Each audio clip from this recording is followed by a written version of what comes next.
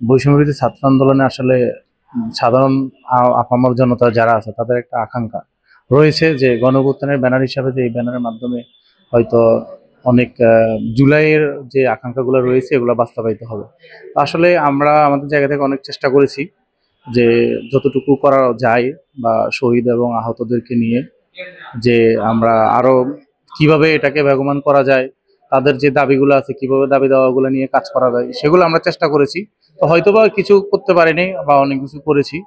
তো এখানে বৈষম্যবিরোধী ছাত্র আন্দোলনের এখন যেই সাংগঠনিক স্ট্রাকচারটা সেটা হচ্ছে গিয়ে কেন্দ্রীয় কমিটি ব্যতীত আসলে আপাতত সারা বাংলাদেশে আর কোনো বৈষম্যবিরোধী ছাত্র আন্দোলনের কোনো কমিটি নেই।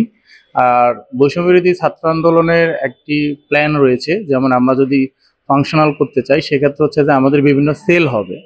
আমরা মানে কেন্দ্রীয় কিছু যদি আমাদের সাংগঠনিক জায়গায় যদি কোনো সাংগঠনিক দক্ষতার, যেমন আমাদের অনেক দক্ষ সদস্য রয়েছে, যেমন আমাদের আহত সেল, তারপর হচ্ছে ডকুমেন্টেশন সেল, আরও আমাদের মিডিয়া সেল, দপ্তর সেল, এই সমস্ত কার্যক্রম করতে গেলে আমাদের কিছু সংখ্যক আমাদের সদস্য সংগ্রহ দরকার। তো সেক্ষেত্রে যারা এক্সপার্ট রয়েছে আমরা কিছু সংখ্যক সেল করে আমরা সদস্যগুলো নিই। এছাড়া আসলে আমাদের আর বৈষম্যবিরোধী ছাত্র আন্দোলনের কোনো কমিটি নেই।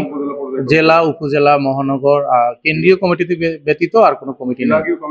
বিভাগীয় না, কোনো বাংলাদেশে আপাতত বৈষম্যবিরোধী ছাত্র আন্দোলন আর কোনো কমিটি হবে না।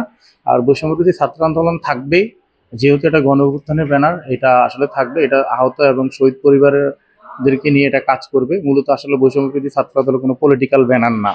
এই জন্য আমরা এটাকে পলিটিক্যালি এটা ইউজ করার, কেউ যেন মিস ইউজ না করতে পারে সেদিকেও আমরা লক্ষ্য রাখছি আর কি। যারা বৈষম্যবিরোধী ছাত্র আন্দোলনের নাম ব্যবহার করে এরকম মিস ইউজ বা অন্যায় আবদার করবে তাদের প্রতি আইন শৃঙ্খলা বাহিনী আছে, আমরা তাদেরকে সবসময় আহ্বান জানাই যে অবশ্যই আইন শৃঙ্খলা বাহিনী তাদের প্রতি ব্যবস্থা নেবেন।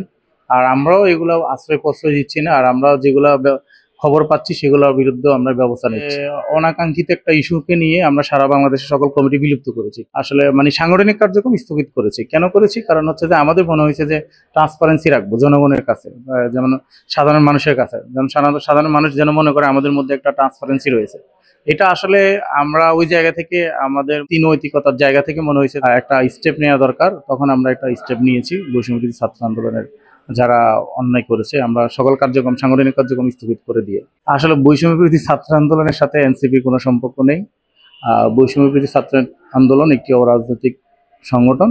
আর যেহেতু এখানে একটা আলোচনা আসছে, বারবার কথা আসছে, সেটা হলো যে এনসিপির যেহেতু বৈষম্যবিরোধী ছাত্র আন্দোলনের ফার্স্ট পর্যায়ে যারা লিডিং পর্যায়ে পজিশনে ছিলেন তারা এনসিপিতে পলিটিক্যালি কাজ করতেছে। আসলে যারা পলিটিক্যালি কাজ করতে চায় তারা আসলে এনসিপি করতে পারে, যুব শক্তি করতে পারে, বা আমাদের ছাত্র সংগঠন আর অন্যান্য সংগঠন রয়েছে এগুলো করতে পারে।